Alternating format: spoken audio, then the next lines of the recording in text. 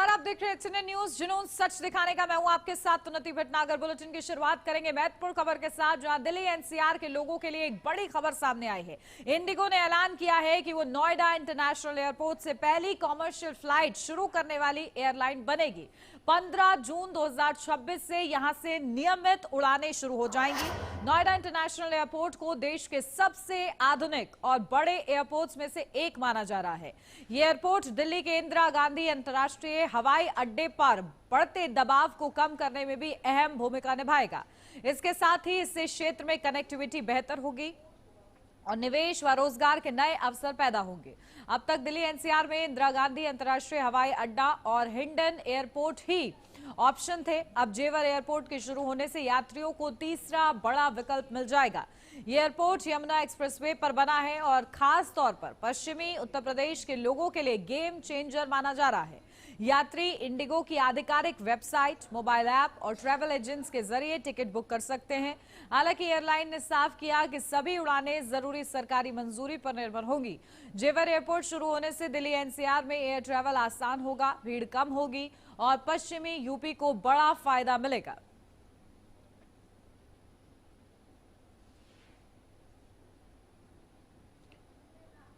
तो 15 जून 2026 से यहां से नियमित उड़ानें शुरू हो जाएंगी। नोएडा इंटरनेशनल एयरपोर्ट को देश के सबसे आधुनिक और क्योंकि बड़े एयरपोर्ट्स में से माना जा रहा है, तो ये एयरपोर्ट दिल्ली के इंदिरा गांधी अंतर्राष्ट्रीय हवाई अड्डे पर बढ़ते दबाव को भी कम करने में अपनी भूमिका अदा करता हुआ नजर आएगा। और देखिए किस तरीके से इंडिगो पहली एयरलाइन बनेगी जो यहां से आधिकारिक रूप से कॉमर्शियल फ्लाइट्स जो है वो निकालने में मददगार साबित होगी। तो 15 जून को बेंगलुरु के लिए होगी पहली उड़ान और देखना होगा क्योंकि क्या क्रेज इसका रहता है। इंडिगो एयरलाइंस हालांकि बड़ा कदम उठा रही है क्योंकि दबाव इससे कहीं ना कहीं कम होगा इंदिरा गांधी इंटरनेशनल एयरपोर्ट पर और उड़ानें भी आसानी से संचालित हो सकेंगी, यात्रियों को भी ऑप्शन मिलेंगे। और चलिए इसी पर अपडेट लेते हैं, हमारे संवाददाता रमेश परिहार हमारे साथ जुड़ गए हैं। रमेश, क्या कुछ जानकारी मिल रही है? देखिए 15 जून वो तारीख होगी जब इंडिगो की पहली फ्लाइट जो है जेवर एयरपोर्ट से उड़ान भरेगी। इसके लिए क्या तैयारी, क्या रूपरेखा यहाँ पर तैयार की गई है?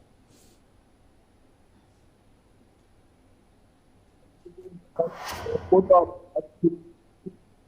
बहुत ज्यादा लगता है तो 15 जून को और सबसे पहली जो फ्लाइट है वो इंडिगो की चलेगी लखनऊ से सुबह 7:05 पर ये फ्लाइट चलेगी। कमर्शियल फ्लाइट होगी, वो यहाँ पे 8:05 पर और नोएडा इंटरनेशनल एयरपोर्ट पर उतरेगी।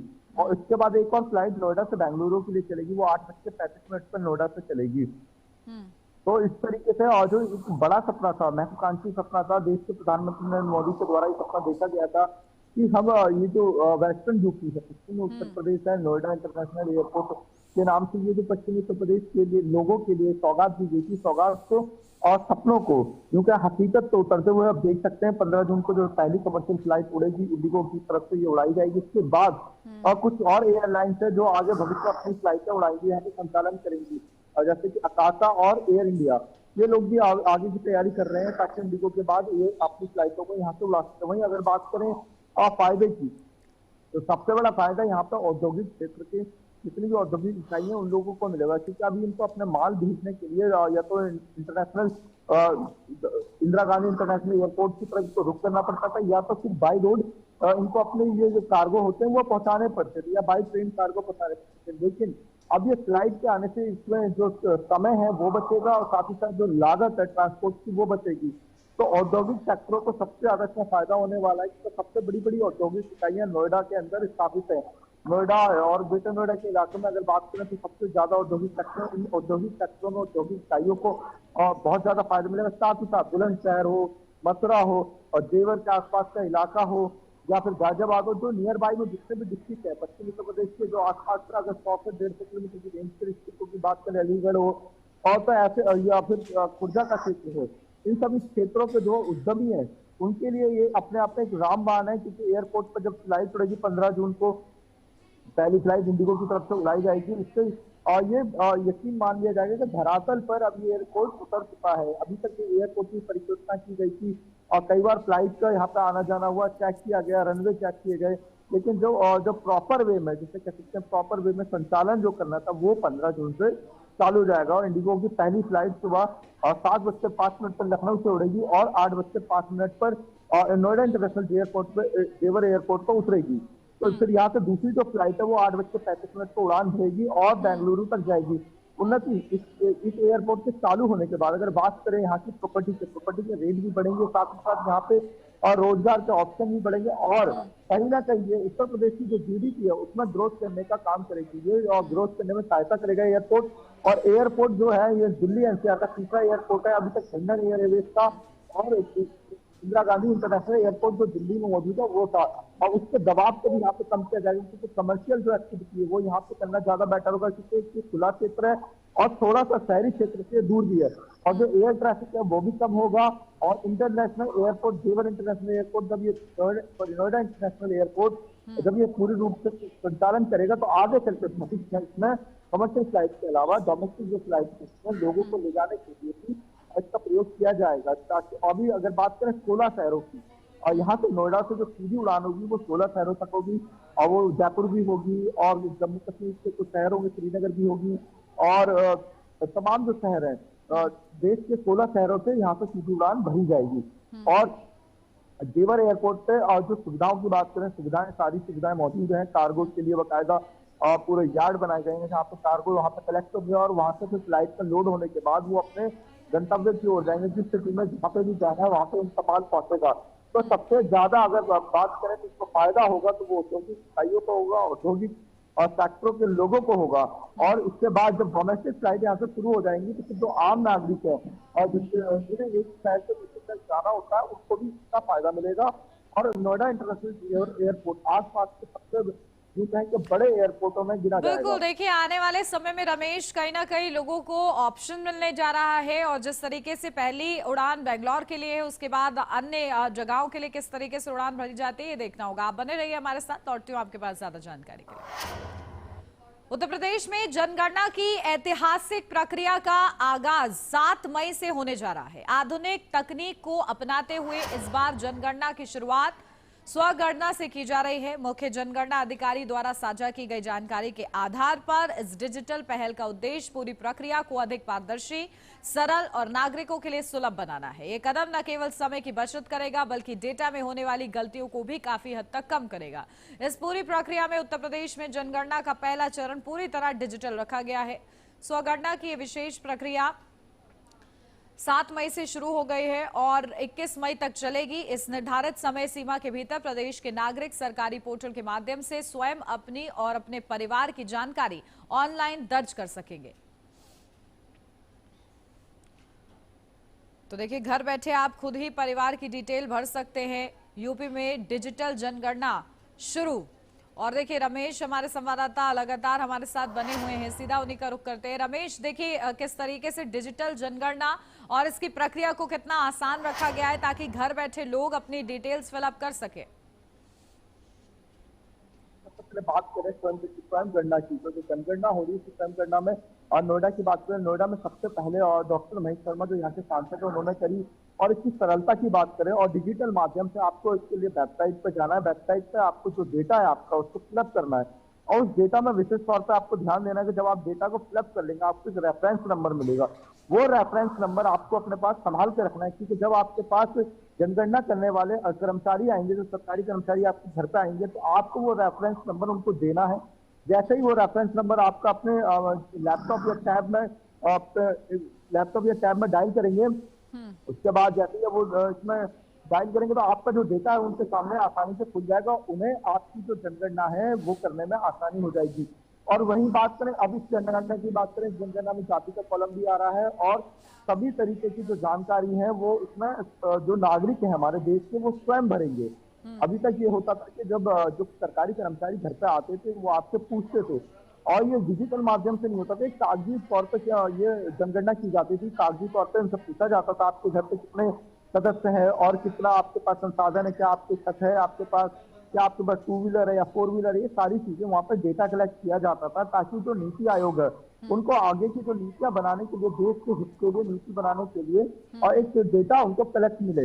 लेकिन अब की बात करें अब जो 7 मई से 21 मई तक ये स्वयं गणना हो रही है, जनगणना हो रही है, इसमें आपको खुद ही वेबसाइट पे जाना है, डेटा फिलअप करना है, जो भी आपकी डिटेल्स है उनको प्रॉपर वे में और बहुत अच्छे तरीके से सरल और आसान भाषा में उसमें भरना है, चाहे बिल्कुल। इंग्लिश में यूज करें। और बाद देखिए में जो 21 मई तक ये चलने वाली है, तो लोगों को जागरूकता भी होनी चाहिए इस तारीख की भी। ठीक है रमेश, बहुत शुक्रिया आपको तमाम जानकारी के लिए। पश्चिम बंगाल में हुए विधानसभा चुनाव के नतीजे सामने आ चुके हैं। जो नतीजे सामने आए हैं वो वाकई में ममता बनर्जी और टीएमसी के लिए चौंकाने वाले हैं। दरअसल पश्चिम बंगाल में टीएमसी नहीं बल्कि भारतीय जनता पार्टी ने 207 सीटों के साथ जीत दर्ज की है। टीएमसी के हार के बाद उत्तर प्रदेश के पूर्व सीएम व सपा प्रमुख अखिलेश यादव गुरुवार को कोलकाता पहुंचे, जहां उन्होंने पश्चिम बंगाल की मुख्यमंत्री ममता बनर्जी से उनके आवास पर मुलाकात की है। इस मुलाकात के बाद अखिलेश यादव ने मीडिया से भी बातचीत की। इस दौरान अखिलेश यादव ने बीजेपी, चुनाव आयोग और केंद्रीय एजेंसियों पर तीखा हमला बोला। अखिलेश यादव ने आरोप लगाया कि बंगाल में चुनाव के दौरान जिस तरह की बेईमानी हुई उसका ट्रायल पहले उत्तर प्रदेश में किया गया था। उन्होंने साफ संकेत दिए कि आने वाले समय में बीजेपी के खिलाफ विपक्षी दलों को एकजुट होकर लड़ाई लड़नी होगी। अखिलेश यादव का यह दौरा और ममता बनर्जी के साथ उनकी एकजुटता आगामी राष्ट्रीय राजनीति और उत्तर प्रदेश के राजनीतिक समीकरणों के लिए बड़े इशारे कर रही है। भारतीय जनता पार्टी अराजकता फैले ऐसे ही काम करती है, और यहाँ पर तो ये भरोसा दिलाया था कि न जाने कितनी कंपनियां यहाँ पर रहेंगी जो चुनाव के बाद भी सुरक्षा व्यवस्था को संभालेंगे। आखिरकार वो कंपनियां क्या हैं? कहीं ऐसा तो नहीं कि 15 दिन की छुट्टी दे दी गई हो उनको। किसी के करीबी की जान जाना या पॉलिटिकल वर्कर के साथ व्यवहार होना और टीएमसी के पार्टी कार्यालय को जलाना, उनके कार्यकर्ताओं के साथ ये व्यवहार करना, ये जिम्मेदारी किसकी है? आप ये सिक्योरिटी देने की जिम्मेदारी किसने ली थी? इलेक्शन कमीशन, देश के होम मिनिस्टर। तो उन्होंने ये कहा था कि हम लाखों सेंट्रल फोर्स भेजी है। सुनने में आया 3 लाख से ज्यादा यहाँ पर सेंट्रल फोर्स भेजी गई थी और एक पैरेलल स्ट्रक्चर क्रिएट किया गया था, पैरेलल स्ट्रक्चर।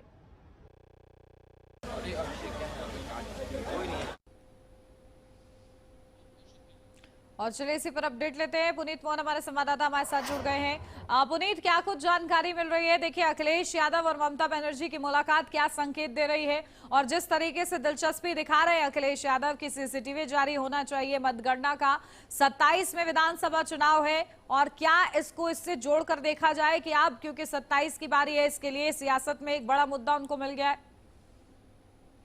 जी बिल्कुल, देखिए जिस तरीके से पश्चिम बंगाल चुनाव के नतीजे सामने आए हैं, चाहे वो टीएमसी के लिए हो या इंडिया गठबंधन के लिए हो, कहीं ना कहीं नतीजे जो हैं वो हताश करने वाले हैं। ऐसे में अब जो INDIA गठबंधन है, यानी कि इंडिया गठबंधन है, उसको एक बेहतर रणनीति के साथ में काम करना होगा। हालांकि एक बार फिर से अखिलेश यादव ने चुनाव आयोग की मंशा पर सवाल खड़े किए। उन्होंने साफ तौर पर कहा है कि केंद्रीय बलों का दुरुपयोग किया गया, केंद्रीय एजेंसियों का दुरुपयोग किया गया है। 3 लाख से ज्यादा केंद्रीय बल पश्चिम बंगाल में तैनात किए गए थे। पश्चिम बंगाल में जो सेंट्रल फोर्सेज आई थी वो बिहार और उत्तर प्रदेश से आई थी। ऐसे ही उत्तर प्रदेश में जब चुनाव होंगे तो पश्चिम बंगाल, आसाम, नागालैंड से फोर्स वहां भेजेंगे। एक पैरेलल स्ट्रक्चर खड़ा करने की बात उन्होंने कही कि स्टेट गवर्नमेंट की जितनी भी कैलिबर होती है, जितनी कैपेसिटी होती है, जितना पुलिस बल होता है, उसके पैरेलल एक स्ट्रक्चर खड़ा करके चुनाव कराया गया है। साथ ही उन्होंने ये भी आरोप लगाया कि जिस तरीके से बूथ पे घटनाएं हुई हैं उसका सीसीटीवी फुटेज वगैरह जारी होना चाहिए। देखिए सारी बातें एक तरफ है, लेकिन 2027 में अब अगला पड़ाव उत्तर प्रदेश का है। अब ऐसे में सीधे तौर पर उत्तर प्रदेश के लिए अगर बेहतर रणनीति नहीं होगी, सही तरीके से कार्य नहीं किया जाएगा, जमीनी स्तर पर कार्य नहीं किया जाएगा, तो कहीं ना कहीं अखिलेश यादव का जो मुख्यमंत्री बनने का सपना है या समाजवादी पार्टी को उत्तर प्रदेश में एक बार फिर से काबिज कराने का सपना है, वो पूरा नहीं हो पाएगा। अगर हम सीधे तौर पर समझे तो कहीं ना कहीं पश्चिम बंगाल का जो ये रिजल्ट आया है, ये उत्तर प्रदेश तक इसकी गूंज सुनाई दी है। जो समाजवादी पार्टी के कार्यकर्ता हैं, जो समाजवादी पार्टी के राष्ट्रीय अध्यक्ष हैं, वो खुद इस बात को कह रहे हैं कि एक बेहतर रणनीति के साथ सबको मिल करके काम करना होगा। लेकिन क्या सब साथ आएंगे? क्योंकि पश्चिम बंगाल में भी आपने देखा कि सब अलग थलग पड़ जाते हैं। तमाम तरीके की जब चुनाव का समय आता है तो जो गठबंधन वाली पार्टियां होती हैं, इनके जो कार्य करने के तरीके होते हैं अलग हो जाते हैं। पश्चिम बंगाल में यह भी आरोप लगा कि अखिलेश यादव एक भी रैली करने नहीं गए। कल ओम प्रकाश राजभर लगातार फेसबुक पर हमलावर थे। उन्होंने साफ तौर पर कहा कि देखिए आप पुनीत, क्योंकि सबसे बड़ी आबादी वाले राज्य का चुनाव होने वाला है अगले साल, और इसी के लिए लगातार रणनीतियों पर मंथन हो रहा है। ये इस तरीके से समीकरण भी हमें देखने को मिल रहे हैं। ठीक है, बहुत शुक्रिया पुनीत आपका तमाम जानकारी के लिए। यानी क्रिक छोटे से ब्रेक के लिए जल्द हाजिर होते हैं।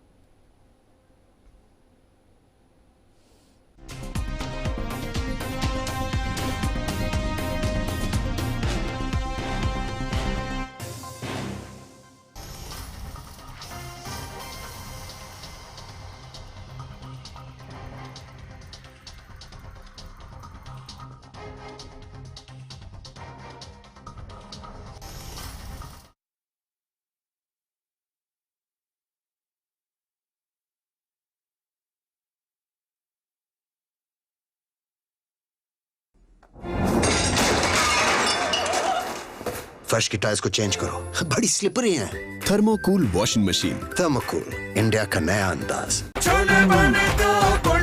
गोल्डी छोले मसाले, जहाँ जाए रिश्ते बनाए। गोल्डी लाए हैं फ्रेश लॉक टेक्नोलॉजी, जो रखे मसालों को हर समय फ्रेश। आइसक्रीम खाओगी? जंगल में आइसक्रीम मिलती है। समर कूल रेफ्रिजरेटर, आप अपनी ड्यूटी निभाओ, ये अपनी ड्यूटी निभाएगा। समर कूल, लाइफ बनाए वंडरफुल। जॉइंट पेन के लिए डॉक्टर ऑर्थो ऑयल के अमेजिंग रिजल्ट सबको पता है, पर क्या आपको पता है कि पुराने और ज्यादा बिगड़े दर्द के लिए डॉक्टर ऑर्थो ऑयल के साथ साथ डॉक्टर ऑर्थो कैप्सूल्स को भी रेगुलर यूज करना चाहिए। ये कोई टेम्पररी पेन किलर नहीं, आयुर्वेद।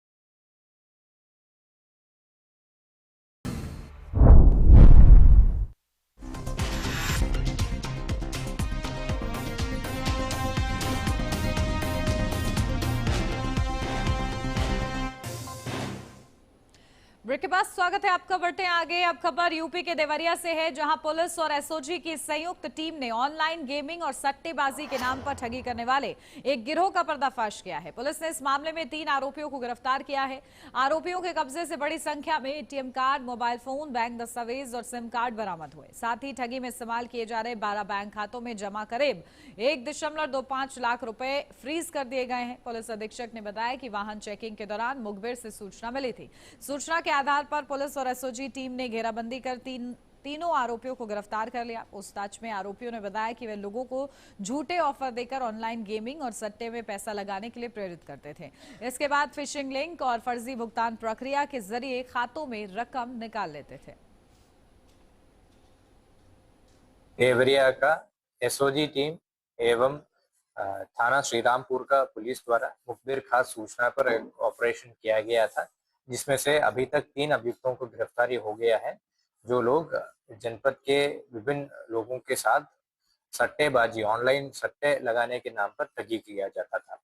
इस संबंध में थाना श्रीरामपुर में मुकदमा अपराध संख्या 67/26 अंडर सेक्शंस 111(2) और 318 BNS पंजीकृत किया गया है एवं 3 अभियुक्तों को गिरफ्तार किया गया है। अपडेट लेते हैं, हमारे संवाददाता विजय तिवारी हमारे साथ जुड़ गए हैं। विजय, क्या कुछ जानकारी मिल रही है? किस तरीके से ऑनलाइन ठगी को अंजाम दिया गया है? गिरफ्तारी हुई है? क्या कुछ अपडेट? जी, आपको बता दें कि इसमें देवरिया पुलिस और एसओजी की संयुक्त टीम ने ये पूरी बड़ी कार्रवाई की है, जिसमें कि 3 अभियुक्तों को गिरफ्तार किया और लगभग 1.5 लाख रुपए की धनराशि को रिकवर किया है, जिसमें कि बात की जाए तो 1,25,000 रुपए खाते में ही फ्रीज कर दिया गया है और जबकि और धनराशि जो है उसको बरामद किया गया है। बरामद करके पुलिस ने कल इन तीनों को जेल भेज दिया, जिसमें 3 आरोपी हैं और ऑनलाइन ये सट्टेबाजी का पूरा खेल चल रहा था। और जबकि बात की जाए इस पूरे खेल की, तो थाने से महज कुछ ही दूरी पे चल रहा था। पुलिस की सक्रियता ने इस गेमिंग को रोका है, लेकिन अब सवाल ये भी है कि थाने से कुछ ही दूरी पर ये जो सट्टेबाजी का खेल चल रहा है, ये पुलिस के नाक के नीचे ही चल रहा था और लंबे समय से चल रहा था, जिसका पुलिस इतने दिनों बाद खुलासा किया है। जी बिल्कुल। और देखिए, कहीं ना कहीं जो राशि है वो भी जब्त की गई है, तो ऐसे में उनके मालिकों को किस तरीके से पहुंचाई जाती है देखना होगा। बहुत शुक्रिया विजय आपका तमाम जानकारी के लिए। अब खबर यूपी के झांसी से, जहां तहसील क्षेत्र में अवैध बालू खनन के खिलाफ प्रशासन ने सख्त कार्रवाई की है। यहां लंबे समय से जारी अवैध खनन की शिकायतों पर संज्ञान लेते हुए एसडीएम अवनीश तिवारी ने मौके पर पहुंचकर खनन माफियाओं के खिलाफ कड़ा कदम उठाया है। जानकारी के अनुसार यहां काफी समय से अवैध रूप से बालू का खनन किया जा रहा था। स्थानीय लोग लगातार प्रशासन को सूचना दे रहे थे कि रात दिन ट्रैक्टर ट्रॉलियों के माध्यम से बालू का अवैध खनन हो रहा है, जिससे न केवल राजस्व की हानि हो रही थी बल्कि पर्यावरण पर भी प्रभाव पड़ रहा था। इन शिकायतों को गंभीरता से लेते हुए एसडीएम अवनीश तिवारी ने अपनी टीम के साथ मौके का निरीक्षण किया। जांच के दौरान पाया गया कि अवैध खनन के लिए एक विशेष रास्ते का उपयोग किया जा रहा था, जिसके माध्यम से ट्रैक्टर ट्रॉलियां आसानी से घाट तक पहुंच रही थी। इस पर तत्काल कार्रवाई करते हुए एसडीएम ने जेसीबी मशीन बुलवाकर उस रास्ते की खुदाई करवा डाली और उसे पूरी तरह अवरुद्ध करा दिया। प्रशासन की इस कार्रवाई के बाद अवैध खनन में लगे लोगों में हड़कंप मच गया। वहीं स्थानीय लोगों ने प्रशासन के इस कदम का स्वागत करते हुए उम्मीद जताई है कि इससे इलाके में अवैध खनन पर लगाम लगेगी। तो देखिए, अवैध खनन हो रहा है झांसी के बालू घाट पर, एसडीएम ने खुदाई करा दी। जैसा कि कुछ ग्राम से शिकायतें प्राप्त हो रही है, कुछ व्यक्तियों द्वारा अवैध तरीके से खिरिया घाट तालौड़ में जो है अवैध रात में अवैध खनन किया जा रहा है। इस पर तत्काल संज्ञान लेते हुए मेरे द्वारा टीम को भेजकर निरीक्षण कराया गया और तत्काल जो रास्ते थे जो कि अवैध खनन के यूज किए जाते थे उनको बंद कर दिया गया है। और हमने एक टीम गठित की है जिसमें रेवेन्यू की टीम, पुलिस की टीम और खनिज की टीम है, जिसमें लगातार वो छापेमारी कर रही है। हमारा डीएम सर का भी पूरा ये है कि किसी भी तरीके का जो अवैध खनन है किसी भी क्षेत्र में नहीं होना चाहिए। अपडेट लेते हैं, हमारे संवाददाता धीरेन्द्र रायकवार हमारे साथ जुड़ गए। धीरेन्द्र, क्या कुछ जानकारी मिल रही है? देखिए, अवैध खनन के बारे में खुलासा हुआ है, किस तरीके से तथ्यात्मक रूप से आगे कार्रवाई? बिल्कुल, झांसी का मोड़ तहसील इलाका है, जहां तहसील इलाके में आपको बता दें कि लगातार जो तहसील का प्रशासन है, एसडीएम है, उसे अवैध खनन की सूचना मिल रही थी। लगातार अवैध खनन हो रहा था। बता दें कि तहसील इलाका एक तरफ बेतवा नदी से तो दूसरी तरफ पहुज नदी से घिरा हुआ है और इन दोनों जगहों पर एक का जो खिरिया घाट है वहाँ कोतवाली का एरिया लगता है, जबकि जो तालौड़ की बात सामने आई है वो शाजापुर थाना क्षेत्र लगता है। दोनों जगहों पर दिन रात अवैध खनन की सूचना मिल रही थी। एसडीएम ने तुरंत संज्ञान लिया, मौके पर पहुंचे। जब वहां देखा कि कहीं ना कहीं जो रास्ते हैं वो अवैध खनन को चिन्हित कर रहे हैं और उन्हीं रास्तों से अवैध खनन हो रहा है, तुरंत एसडीएम और उनकी टीम ने इनको चिन्हित किया। हालांकि हमारी टीम ने जब एसडीएम अवनीश तिवारी से बात की तो उन्होंने कहा कि किसी भी हाल में अवैध खनन बर्दाश्त नहीं किया जाएगा। इसी को देखते हुए जेसीबी मशीन से दोनों रास्तों को खोद दिया गया है, वहां पर खाई खुदवा डाली गई, जिससे कि जो रेत का अवैध कारोबार करने वाले हैं, अवैध रूप से खनन करने वाले हैं, उन पर लगाम लगाई जा सके। जी बिल्कुल, देखिए किस तरीके से एसडीएम ने बाकायदा खुदाई कराई है, आगे भी क्या इसी तरीके से मॉनिटरिंग जारी रहेगी? बिल्कुल, एसडीएम ने साफ तौर पर किया है कि झांसी डीएम जो गौरंग राठी आए हैं उन्होंने कहीं ना कहीं कड़ा रुख अपनाया है और जिसके तहत अब प्रत्येक तहसील इलाकों में इस प्रकार की कार्रवाई देखने को मिल रही है। और कहीं ना कहीं इस प्रकार की कार्रवाई से जो रेत का अवैध कारोबार करने वाले, अवैध रूप से खनन करने वाले लोग हैं, बेतवा नदी का जो पर्यावरण के साथ साथ उसमें से उत्खनन की जो तस्वीरें सामने आई हैं, कहीं ना कहीं इससे पर्यावरण को भी दूषित हो रहा है और राजस्व को भी एक बड़ी हानि हो रही है, जिसे रोकते हुए एसडीएम ने एक बड़ी कार्रवाई की है। और इसके बाद कहीं ना कहीं जो रेत का अवैध कारोबार या अवैध खनन करने वाले लोग हैं उनके मंसूबों पर पानी फेर दिया है। जी बिल्कुल, और क्या इस पूरे मामले में जो लोग संलिप्त थे उनकी भी धरपकड़ की तैयारी?